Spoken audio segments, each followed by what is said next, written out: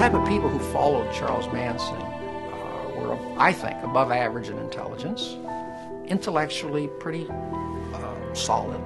Some of them had a fairly good background educationally. The first girl who joined the Manson family, Mary Bruner, had a degree in history from the University of Wisconsin.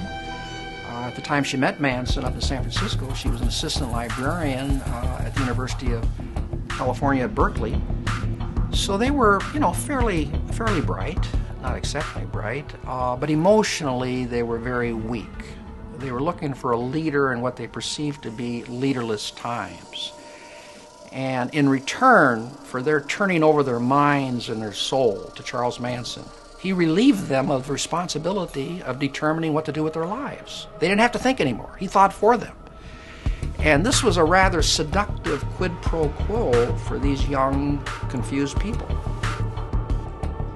Any potentially mutinous person had a fear for his safety. I'll give you a couple examples. Paul Watkins, I mentioned him earlier. He was one of the main witnesses I was using to establish motive. He had broken away from Manson. He was living in a Volkswagen camper. This is before his testimony. The camper was set on fire. He had to be rushed to a hospital. Second-degree burns, over 25% of his face, his arms, and his back.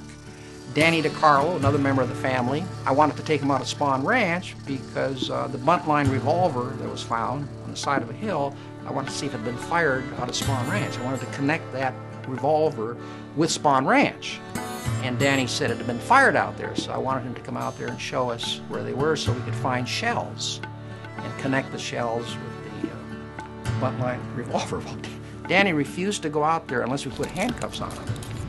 And the reason why is that there were several members of the family still living out of Spahn Ranch. So he felt that if he were seen with handcuffs, they'd be less likely to think that he was voluntarily cooperating with the authorities. One of the funniest stories was the Panamanian cowboy Juan Flynn. Juan agreed to testify, but only under one condition, that we lock him up in jail where he'd be safe before he testified. So the LAPD says, "Juan, lock you up for what?"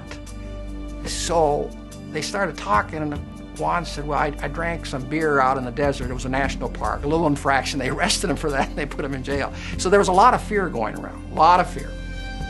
Certain members of Manson's family were successful in severing the umbilical cord between themselves and Charles Manson. When I would talk to them, they'd say they still felt his vibes. I remember one of them was saying, he was in LA, saying, "Well, Charlie's up in Independence, but he can see us now, he can hear us now."